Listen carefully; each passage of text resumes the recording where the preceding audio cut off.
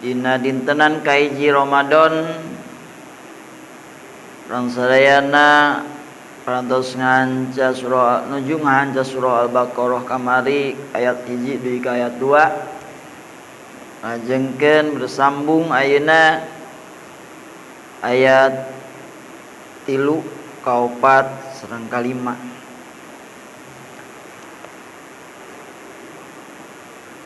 A'udzu billahi minasy syaithanir rajim. Bismillahirrahmanirrahim. Kalamun qadimul la yumallu simahu tanazzahan qaulin wa fi'lin wa niyatin. Bihi nashzafi min kulli za'in wa nuruhu dalilun li qalbihi najahlin wa khairatin. Faya rabbi matti'na bisirri hurufihi wa nawwir qulubana wa sam'ana wa maqlatana. Amin ya Allah ya rabbal alamin. الذين يؤمنون بالغيب ويقيمون الصلاة ومما رزقناهم ينفقون والذين يؤمنون بما أنزل إليك وما أنزل من قبلك وبالآخرة هم يوقنون Ulaika ala hudam min rabbihim ulaika humul muflihun. Dina dintenan kahiji Ramadan urang sadayana parantos uninga bahwa Al-Qur'anul Karim yakin temang-mang deui bahwa ieu Al-Qur'anul Karim teh dauhan Allah Subhanahu wa taala eta anu nuduhkeun lil muttaqina ka jalma-jalma nu tarakwa anu ngalaksanakeun parentahan Allah jeung nunebihan larangan Allah. Saha jalmi muttaqin teh? Jalmi muttaqin teh sipatanana hiji alladzina yu'minuna bil ghaib. Jalmi-jalmi anu ngimankeun ngabenerkeun kana alam gaib. Yusaddiquna bil ghaib. Ngimankeun dina artos ngabenerkeun bahwa aya alam gaib bima ghaba anhum kana alam anu gaib itu ma'anhum itu lazina naon teh maghaba anhum teh minal ba'si nyatana hudang ti kubur wal jannati sareng surga wan nari sareng neraka.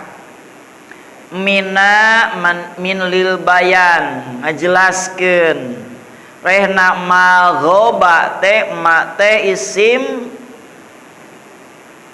naon isim mausul ma teh isim mausul termasuk isim mubham.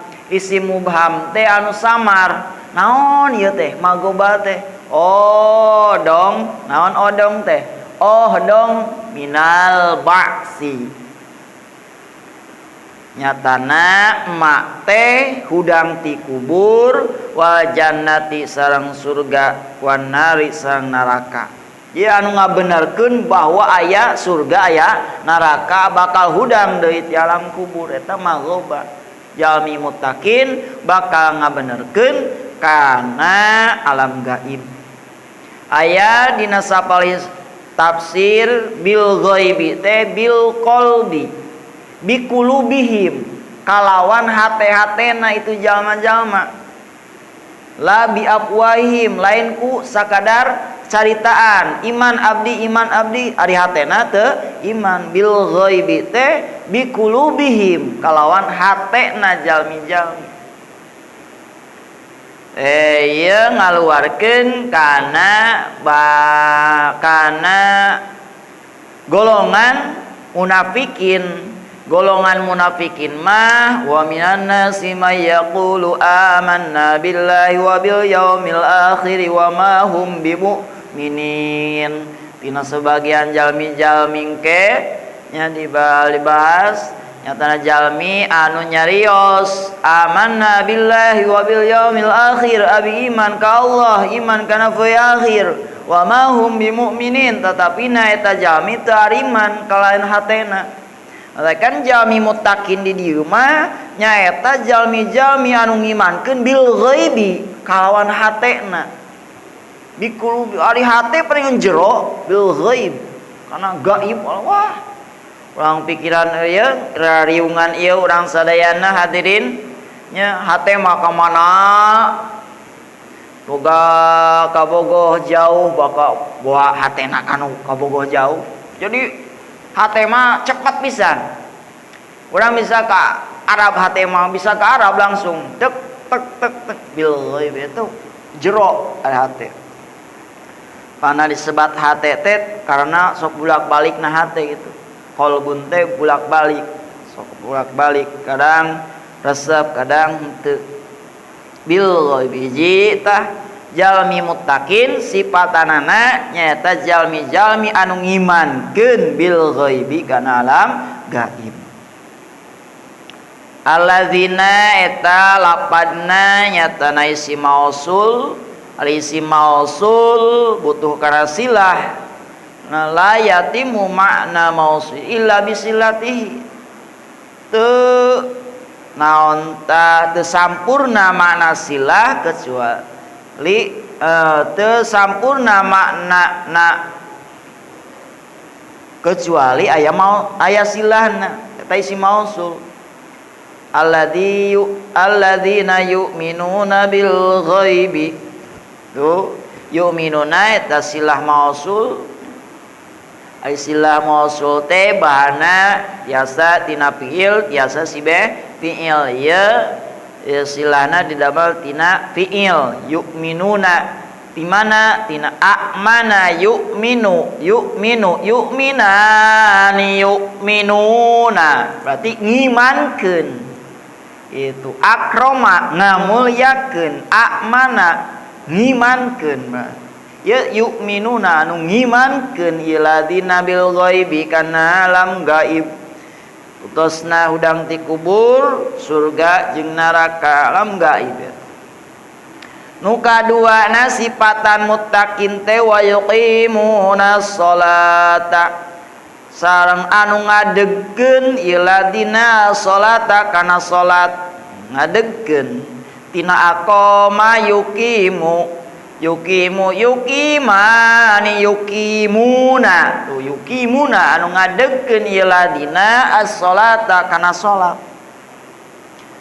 Yukimuna sholata teh tafsiranna ya'tuna biha bihuquqiha anu ngadatangkeun ieu ladina kana salat teh bihuquqiha kalawan hak-hakna salat.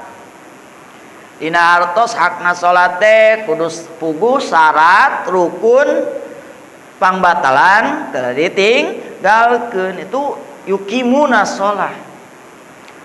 Nah adekeun kana sholat bahkan dina sholat aya anu maling sholat nyatana anu teu sampurna rukuna teu sampurna itidalna dina hartos teu tumaninah pamina dina sholat teh itidalna kadang dina rukuna henteu tumanina dina itidalna nu sana tah ieu masih kene naon antung-antungan pandanganna sok aya kadangnya masih antung-antung keneh entos naon entos sujud eta henteu sah naonana salatna teu tumanina eta nu maling kana salat teh kitu.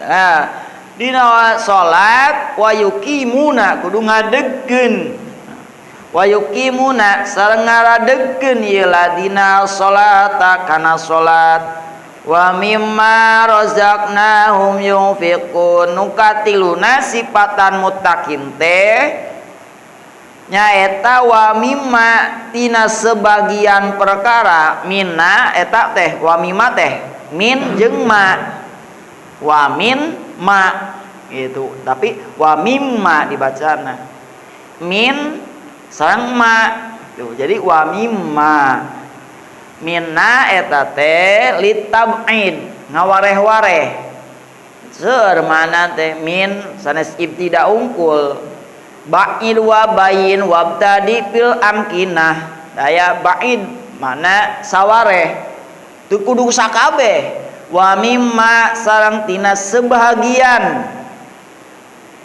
perkara rozaknahum anu geus ngarizikeun kami hum ka iladina atainahum tegesna nu mere kami ka itu ladina yungfiquna ngainpakeun iladina ngainpakeun dina naon fi taatillahi dina taat ka Gusti Allah sebagian rizkina ulah sakabehna boga 10.000 disodakohkeun 10.000 ulah nya di jeung urang eueuh tuh wa mimma razaqnahum yunfikun udaek ngainpakeun dina taat ka Gusti Allah nya sebagian rizkina sifatan nuka sabahijina tah nuka opatna sifatan muttaqin te walladzina yu'minuna bima unzila ilaika jeung jalmi-jalmi nu ngimankeun ieu ladina bima kana perkara unzila anu dilungsurkeun itu ma ilaika ka anjeun Muhammad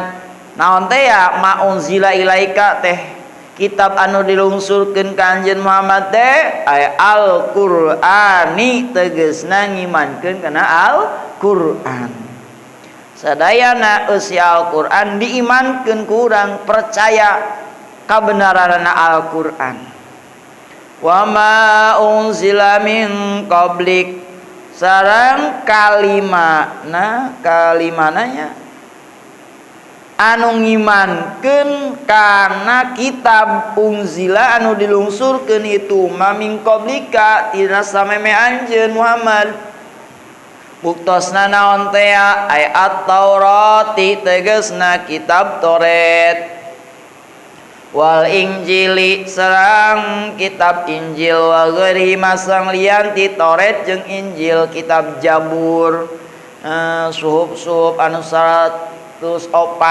nya kitab teh diimankeun bahwa ayatna eta kitab anu berlaku mah nu kudu diamalkeun mah hiji nyatana Al-Qur'anul Karim sabab nu 104 kitab teh nu 100 kitab dikumpulkeun intisarina dina 4 kitab nu 3 kitab nya intisarina dikumpulkeun dina Al-Qur'anul Karim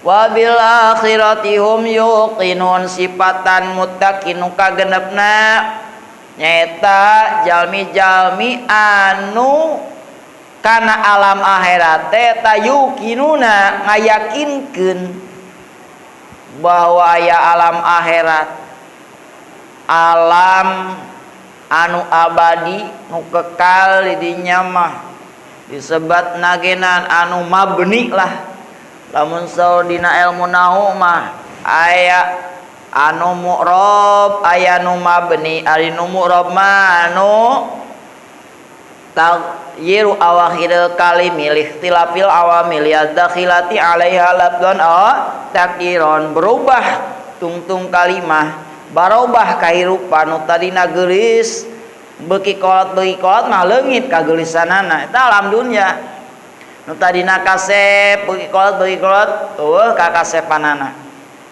nu tadina beunghar berubah aya kalana beunghar aya kalana miskin itu nu mu'rab alam dunia itu sifat siga mu'rab gitu berubah ari di alam akhirat mah mabni itu nyata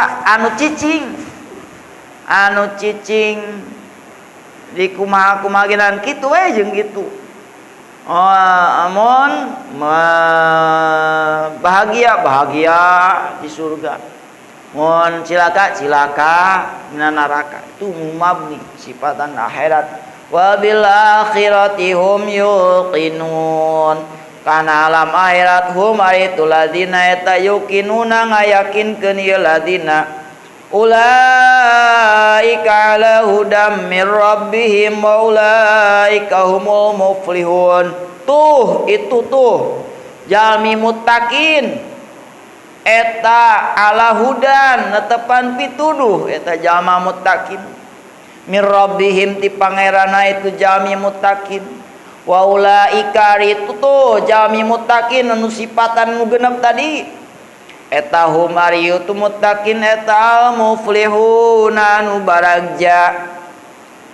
Baragja kumaha alfaizuna anu baragja bil jannati kalawan surga annajuna anu salamat minan nari tina neraka jalma anu asup kana surga jauh tina neraka eta nu bagja pamang zuhziya anin nar wa udkhilal jannah faqad faza. Sajalma anu dijauhkeun tina neraka diasupkeun ka surga maka eta jalma tetela bagja. Tuh jalmi muttaqin bagja. Ieu bahasana tina ulaika tina mubtada kana khobar dipisah ku lapad hum. Dipisah ku lapad hum eta nandakeun kana pamisal ilmu ma'ani mah nandakeun kana qasar. Eta teh qasar.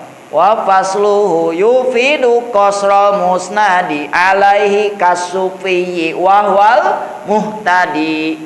Dipisahna mubtadanya musnad jeung musnad ilaih wa faslu yufidu qasral musnadi medakeun kana qasral musnadi.